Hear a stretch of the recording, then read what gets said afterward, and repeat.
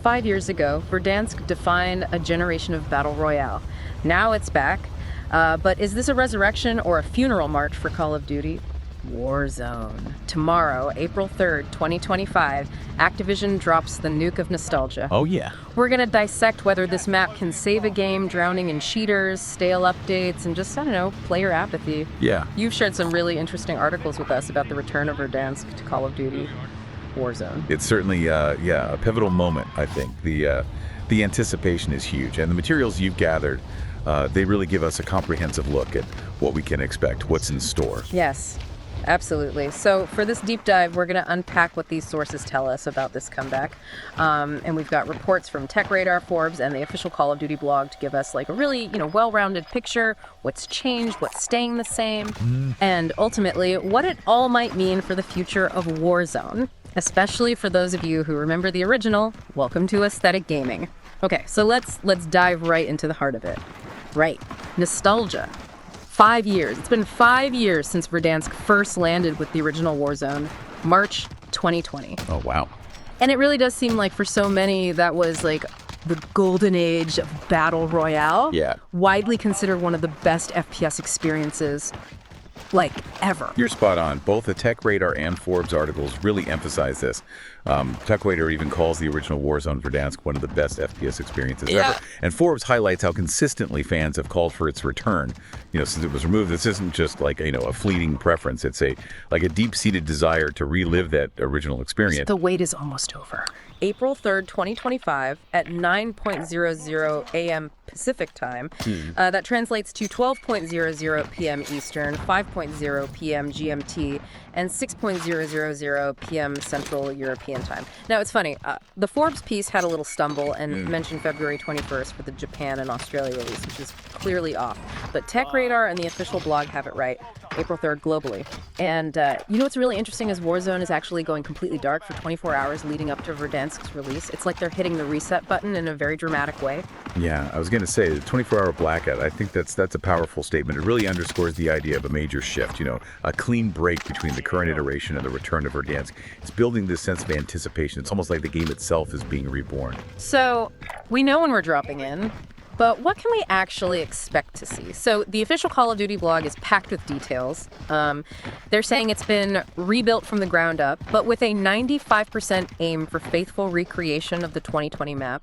They're reserving just 5% for minor tweaks and quality of life improvements. That sounds like good news for the purists among you. For sure. But that 5% wiggle room, though, could that be a double-edged sword? Quality of life changes are generally welcome. But, are there any risks of inadvertently altering the core feel that made Verdansk so special in the first place? That's a very insightful question. I think while the 95% figure, that definitely reassures those who are seeking that nostalgic experience. The implications of that 5%, though I think they're worth considering. It's likely intended to smooth out some rough edges and perhaps, integrate some modern advancements without compromising the fundamental gameplay loop. But as you said, even small changes can sometimes have unintended consequences on the overall feel and the flow of the game. So we'll have to wait and see how those adjustments are received by the community. And it's not just the map layout itself. They're emphasizing a return to more fundamental gameplay, bringing back mechanics that players love. So movement, for instance, is being adjusted to feel closer to the original Warzone. So for those of you who felt the more recent versions were too frantic with all the sliding and canceling, this could be a significant shift. The Omni movement you mentioned allowed for very rapid sliding and canceling, which, it really increased the pace significantly, and it sometimes made tracking enemies more difficult at close range. So returning to that original movement, it should encourage more deliberate and more tactical positioning. Exactly. The Forbes article actually touches on the community's frustration with, that Omni movement system. A return to a more grounded movement system could lead to more strategic engagements and a slightly slower, more methodical pace.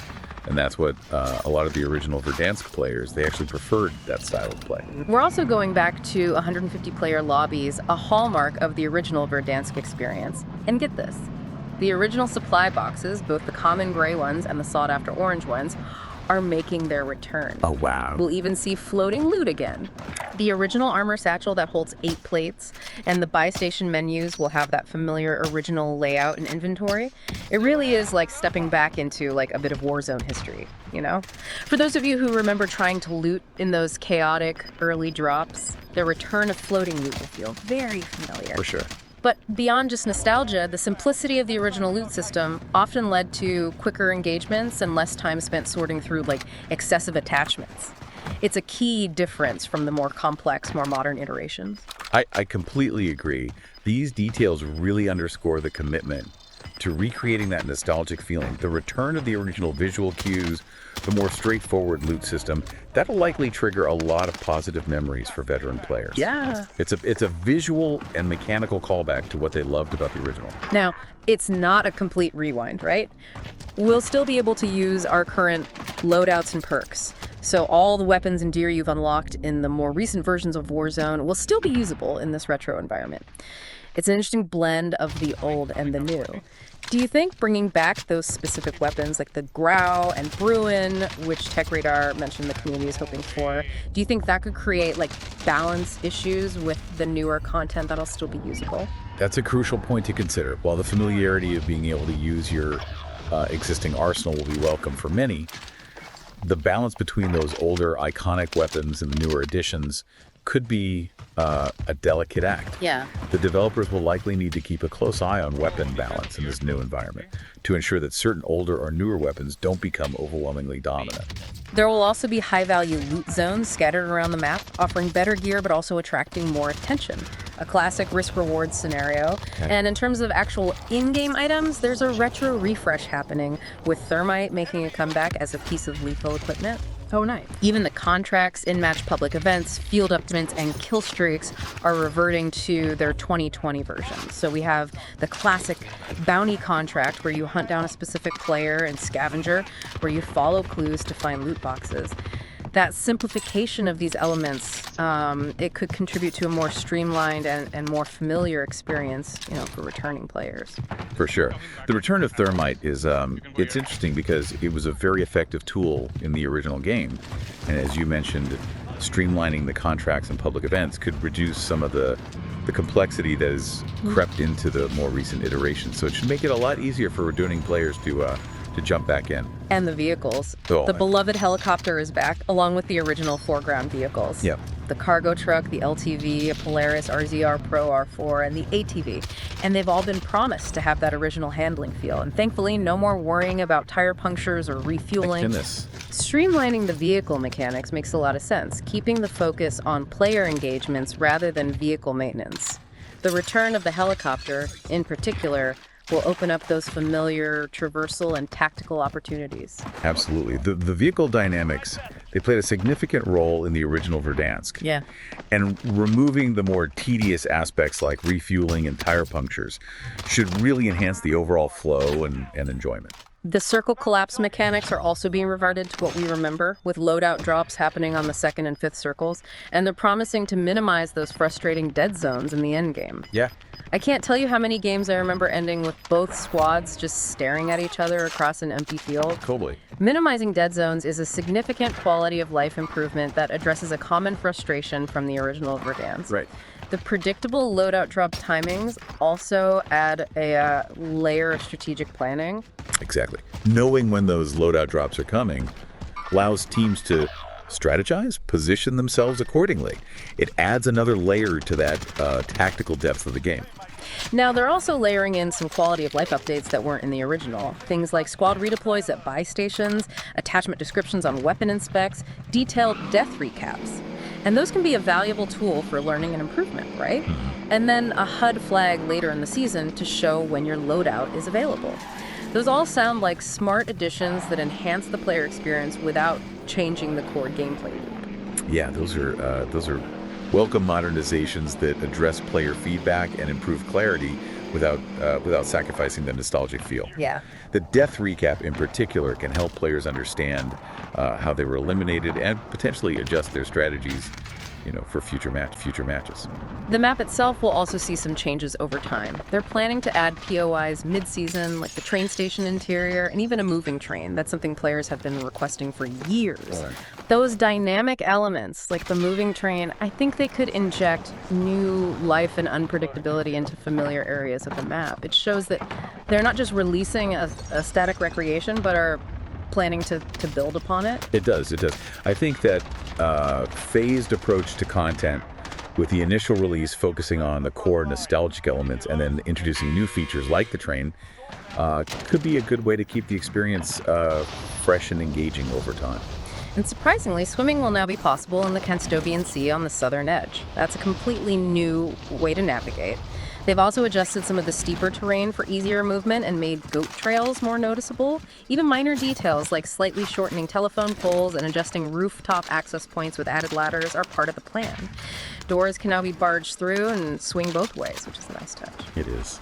The addition of swimming and the terrain adjustments suggest a desire to improve navigation and accessibility in certain areas without fundamentally changing the map's structure.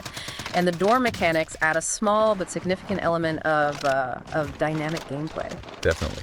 Those subtle changes could have a noticeable impact on how players move around the map and engage with the environment. Yeah. Swimming in particular could open up new tactical possibilities. Now, those zip lines, the Ascenders, they weren't in the original Verdansk at launch. Right. They'll have interior Ascenders from day one in all modes, but exterior Ascenders in Battle Royale will be limited initially, mostly at the stadium, just to keep that original feel. Yeah. They'll become more widely available mid-season, but Plunder, however, will have all exterior Ascenders at launch.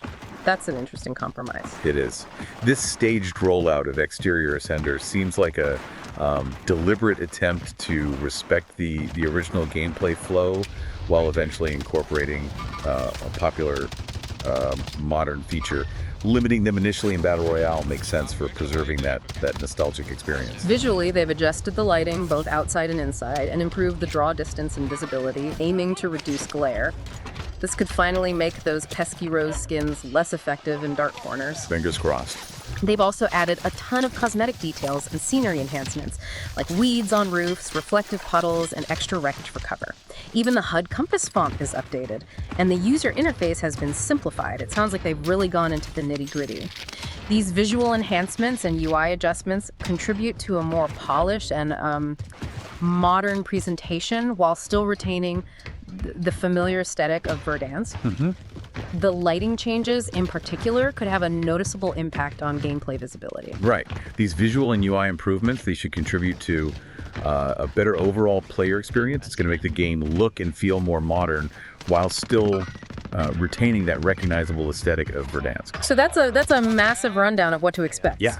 But the big question remains, is this a resurrection or a funeral? The Forbes article really digs into this, highlighting the player frustration with the current Warzone, the loot system, the movement, and of course the persistent issue of cheating. Even with the perfect map, can Verdansk truly succeed if the cheating problem isn't significantly addressed? That's a great point. Forbes paints a stark picture of player frustration on this front. You're right. The Forbes piece really captures the community's core concerns. It's not just about the map. It's about recapturing that original gameplay loop, the pacing, the overall feel. And you hit on the critical point, the issue of cheating. Nostalgia can bring players back, but if the cheating problem persists, it will quickly erode that goodwill. Activision will need to demonstrate significant progress in anti-cheat measures for this return to be truly successful in the long term. Couldn't agree more. And the community, according to Forbes, has a clear wish list. The original map and graphics, floating loot, slower traversal without redeploys, the MW 2019 Arsenal, or at least Warzone-specific guns, an option to disable those non-milsim skins, serious anti-cheat, and the original sound design. It's a pretty comprehensive list reflecting a deep longing for that specific era of Warzone. Absolutely. That wish list reflects a deep-seated nostalgia and a desire to address the issues that have plagued Warzone in recent years. The anti-cheat measures and the ability to filter cosmetic items, I think those are particularly significant points for community sentiment. The Forbes author is cautiously optimistic. admitting excitement, but also wondering how these new old mechanics will actually play out together. It's a bit of an experiment, isn't it? It is, yeah. Tech Radar, on the other hand, frames this very clearly as Activision's attempt to win back players who've perhaps moved on to other Battle Royale titles. Both perspectives are valid. There's definitely excitement surrounding the return, but also like a healthy dose of skepticism about whether it can truly address those underlying issues that players have been talking about. For Activision, this is undoubtedly a major play to regain lost players. Exactly. There's a lot riding on this return. Activision's clearly hoping that the nostalgia factor, combined with the promised improvements and the sheer amount of content being brought back, that'll be enough to revitalize Warzone and bring back those lapsed players. Now let's talk about the launch itself. Black Ops 6 Season 3 launches on April 2nd, bringing a whole wave of new content. And then Warzone and Verdansk drop the very next day, April 3rd. And here's a clever move. A 24-hour free trial of Black Ops 6, including all its Season 3 premium content right during that countdown to Verdansk. That starts on April 2nd at 9:01 a.m. PT and runs until April 3rd at 8:59 a.m. PT. Players can even preload both games. Nice. That free trial that's a really smart way to generate hype and engagement leading up to the Verdansk launch, don't you think? Oh yeah, it allows players to experience the new Call of Duty content and potentially level up weapons that they want to use in Warzone. It's a strategic move, no doubt. Keeps Call of Duty at the forefront of players' minds during that crucial period leading up to the Verdansk release, and offers a taste of that new premium content.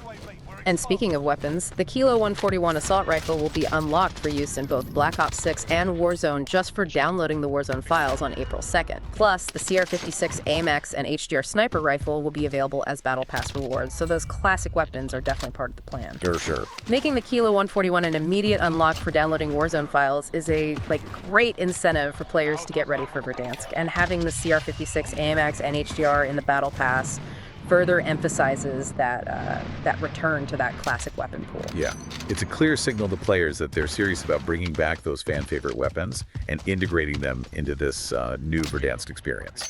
There's also a Return to Verdansk in-game event running from April 3rd to the 15th with 20 free rewards up for grabs just by playing, exploring 12 zones, and opening hidden safes.